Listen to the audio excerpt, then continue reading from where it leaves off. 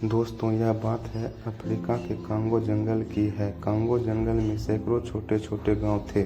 उसी जंगल में एक छोटा सा टाउन था जिसका नाम था जुम्बा। जुम्बा में कोई इंसान नहीं रहते थे, बल्कि जुम्बा एक जानवरों से संपन्न गांव था। आसपास के सभी गांव में जुम्बा सबसे प्रसिद्ध गांव था। इसका कारण यह था कि जुम्बा में हॉस्पिटल, स्कूल और खेल का एक मैदान भी था। इसलिए जुम्बा के लोग आसपास के गांवों से ज्यादा पढ़े लिखे होते थे। दूर दराज से सभी जंगली बच्चे पढ़ने के लिए यहीं पर आते थे। अगर किसी को कोई बीमारी हो जाती तो इलाज के लिए सीधे छमिया ताई के पास आते। इसलिए जुम्बा गांव का दूर दूर तक बोलबाला था। छमिया ताई एक बूढ़ी लोमड़ी है जो सभी मरीजों का इलाज 5 रुपए में करती है। छमिया यहाँ की एकमात्र डॉक्टर है। दरअसल छमिया चाहती थी कि उसका बेटा भी गांव का डॉक्टर बने, लेकिन वह पढ़ाई करके कहीं शहर में जाकर बस गया। वैसे तो जुम्बा में बारिश बहुत कम होती है, लेकिन बारिश के मौसम पानी के कारण यहाँ पर निफा नाम की बीमारी फैल जाती है। निफा बीमारी यहाँ के जानवरों के लिए एक महामारी से कम नहीं था। अब की बार निफा का प्रकोप कुछ ज्यादा ही था। छमिया लोमड़ी ने लैब में टेस्ट कर बताया कि निफा बूढ़े लोगों को सबसे ज्यादा खतरा देगा, उनकी जान भी ले सकता है। छमिया ने गांव के सरपंच भालू से बात कर सभी जगह इस तरह के पोस्टर लगवा दिए: बीमारी से बचना तो घर में ही रहना, अगर जीवन को है बचाना तो 2-4 सप्ताह मत नहाना। जानवरों को इतना कहने के बाद भी वे बारिश का आनंद लेते रहते और बीमारी पड़ने पर छमिया के सामने जाकर खड़े हो जाते। छमिया बेचारी अपना काम समझकर उनका इलाज कर देती थी। जानवर लापरवाही करते गए और निफा बीमारी और अधिक फैलती गई। मरीजों का इलाज करते करते छमिया ताई को भी निफा हो गया। छमिया ताई ने मरीज की तरह बिस्तर पकड़ लिया। अब पूरे गांव में इलाज करने वाला दूसरा कोई नहीं था। बीमारी अधिक फैलती गई और लोग को मरने की संख्या भी काफी बढ़ चुकी थी। छमिया को इस बात का बहुत दुख था कि अब वह किसी का इलाज नहीं कर सकती है, लेकिन छमिया से रहा न गया और उसने वैक्सीन बनाने का फैसला किया। अगले दिन छमिया ने सरपंच भालू से कहकर एक मीटिंग बुलवाई। छमिया ने कहा कि मैं बहुत जल्द इस बीमारी की वैक्सीन बनाने वाली हूँ, लेकिन मुझको इसके परीक्षण के लिए 3 लोगों की जरूरत पड़ेगी। क्या आप में से कोई 3 लोग तैयार हैं?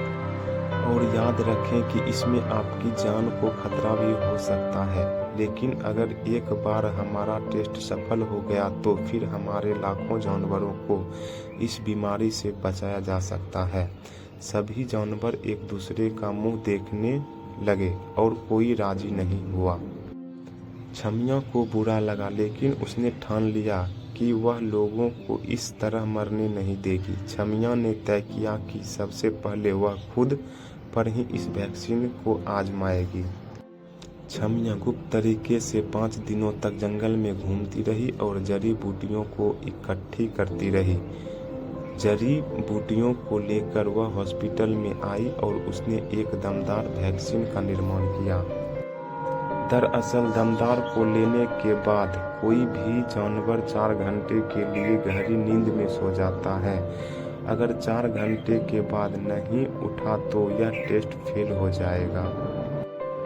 छमिया ने अपने बेटे और गांव को एक पत्र लिखा और कहा कि अगर दवाई लेने के बाद मैं नहीं उठी तो सभी गांव वाले मुझे माफ कर देना, मैं आपको इस बीमारी से नहीं बचा पाई।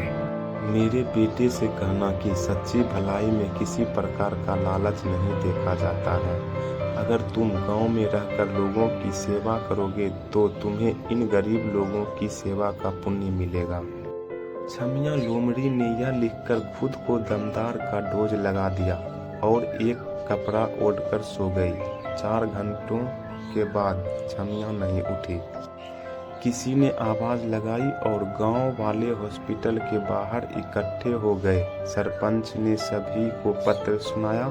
सभी गांव वाले रोने लगे और छमिया को याद करने लगे। सरपंच ने तुरंत छमिया के बेटे को बुलाया। आधे घंटे में उसका बेटा वहां आ गया। लेटर पढ़कर वह भी रोने लगा। उसने वादा किया कि अब वह कभी गांव को छोड़कर नहीं जाएगा। गांव के सभी जानवर डॉक्टर छमिया की अंतिम यात्रा की तैयारी करने लगे। दूर दूर सभी जानवर फूल माला लेकर वहां आए। जैसे ही छमिया का अंतिम संस्कार करने के लिए लोग उसको उठाने वाले थे कि वह खुद ही उठ गई। सभी लोग हैरान रह गए और दूर भागने लगे। छमिया ने कहा, भागो मत, दरअसल दमदार वैक्सीन बूढ़ों को 6 घंटे के लिए सुलाती है। मैं ये लिखना भूल गई थी। अब मैं ठीक हूँ और ये वैक्सीन भी कारगर है। अब गांव में कोई नहीं मरेगा। इसके बाद छमिया सभी गांव वालों को दमदार का डोज लगा देती है और लाखों लोगों को इस बीमारी से बचा लेती है। मेडिकल क्षेत्र में इतना बड़ा योगदान करने के लिए कांगो के शेर ने उसको कांगो रत्न से सम्मानित किया, जो कि वहां का सबसे बड़ा पुरस्कार है। कहानी का नैतिक तकदीर भी उनका साथ देती है जो स्वयं कभी हार नहीं मानते हैं।